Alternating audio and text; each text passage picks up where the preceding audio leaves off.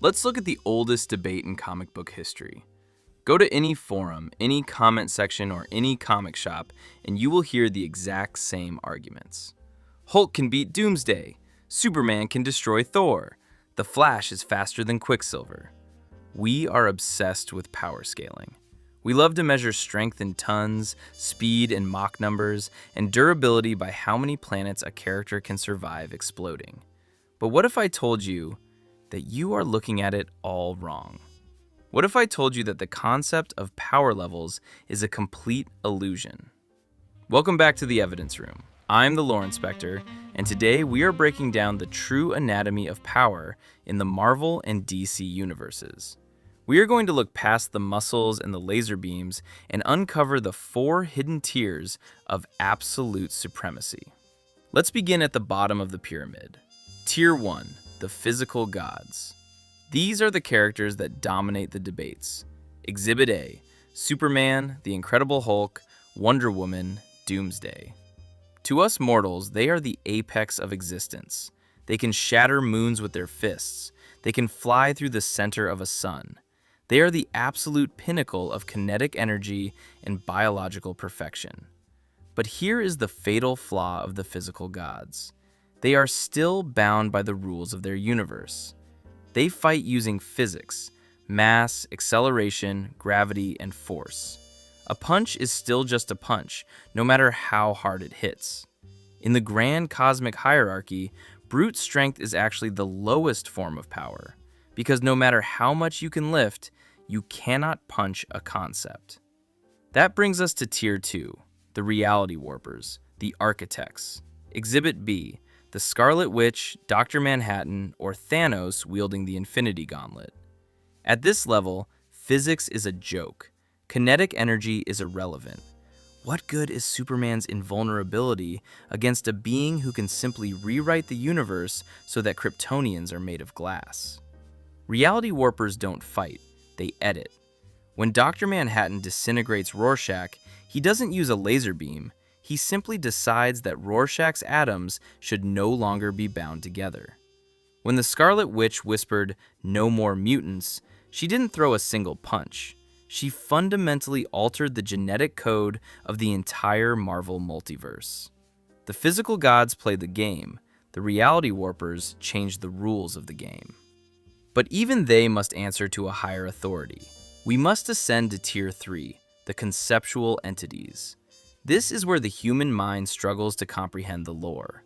We are no longer talking about beings who live in the universe. We are talking about the beings who are the universe. Exhibit C, the Living Tribunal in Marvel, or the Endless in DC Comics. Dream, destiny, death.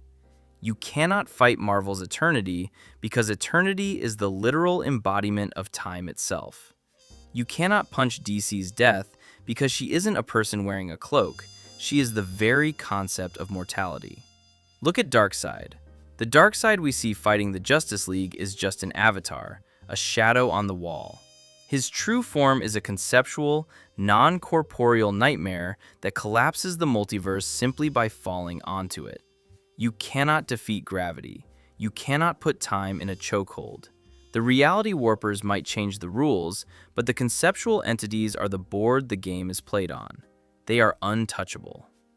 Or so you might think.